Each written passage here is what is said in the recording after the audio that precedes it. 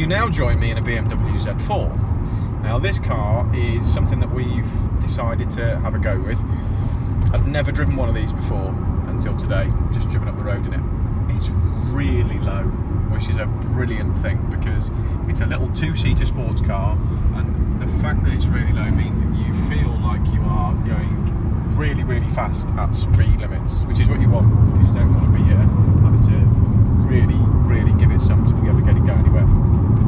It's got a 6-speed manual gearbox and a 2.5 litre petrol engine. Produces just over 200 brake horsepower. Now, when you first drive this car, you might think, it doesn't feel like 200 brake horsepower, but it revs to 7,000 RPM, and the sweet spot on this car is around 4,000 RPM. So if you can keep it in that sort of rev range, you really are going to reap the benefits. And when I say reap the benefits, I mean you put your foot down, it gives you a right kick in the back. We've actually got loads of spec on this one as well. We've got heated front seats, well, so heated 2 seats because there are only 2 seats, so we only have front seats, but they're both heated with 3 options on them. We've got very hot, hot and warm. Very hot is probably what you want to use to get it to go, and after that it becomes a little bit uncomfortable with the leather seats, which are very nice leather seats, and actually I feel very comfortable in this car.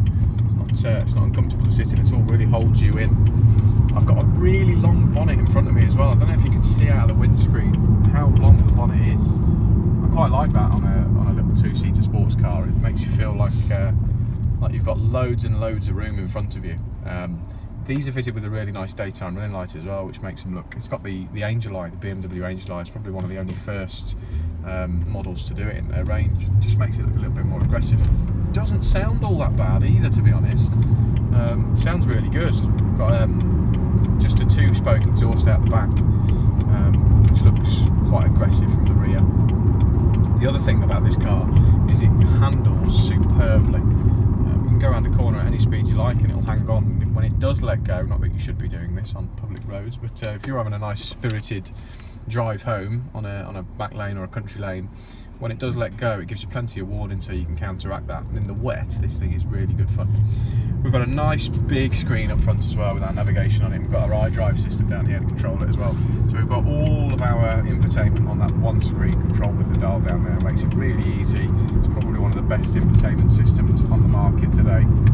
Even still after all this time, BMW is still using the iDrive system even on their most modern vehicles, and it's the same principle. The screen might have changed, the way it's set up might have changed, but in principle it is exactly the same as it was before. On this one as well, we have our air conditioning and all of our air controls on the dash. Pretty much the only thing on the dash, apart from your CD player down here, it's pretty much the only thing on the dashboard, which is nice because it means it's not that cluttered. I've got some on steering wheel controls as well, so I've got a CD changer on that one. I can go up and down tracks. I've got some volume and my phone on the left as well. And I've got an air recirculation button, so if I'm feeling it's getting a little bit stuffy inside, by the touch of a button on my steering wheel, I can change that. All the light systems are down here on my right, and we also have our sport modes and functions down here. So when I get past some traffic in a second, I'm going to stick it into sport mode. So we have how many modes do we have? We have 3 modes. We have normal, sport, and sport plus. What's the difference between sport and sport plus? Well, first of all, normal is just normal driving. It doesn't give you much power. It gives you power, but it doesn't give you all of it. The throttle response is nice and linear. It doesn't come on straight away. The steering's nice and light. So in sport, that all changes. Our throttle response gets a lot sharper. Steering weightens up, which is exactly what you want on a car like this. And also, the suspension stiffens slightly as well. It feels like the car's a little bit more rigid. The difference between Sport and Sport Plus is Sport Plus takes the traction control off, so you're not going to be interfered with. So if you do happen to get a little bit sideways, it's not going to bring you back. So around the outside of the Z4, and you'll have to excuse me because I'm so tall, we can't actually get me and the car in at the same time, and really is going to accentuate how low this thing is. So around the outside then, so we do have some low profile tyres on this. This is probably a better thing rather than a bad thing. 19-inch alloys on there. It actually looks really good with the M Sport pack on as well.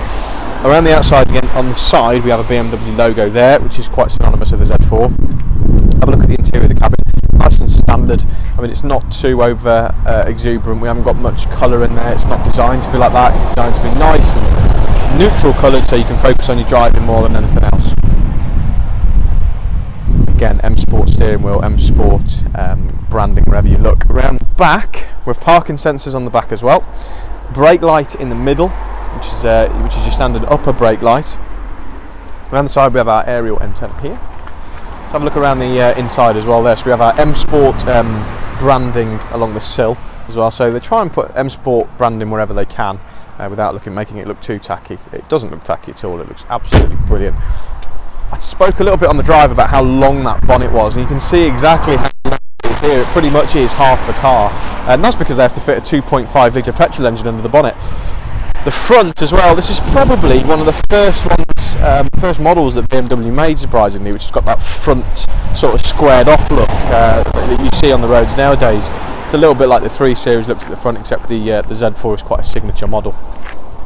So this particular Z4 is priced at 15,999. It is an absolutely fantastic car to drive, and to really experience it and to really understand what this car is all about, you do need to drive it. So give me a call, we'll arrange a test drive and I'll show you exactly how good this car is.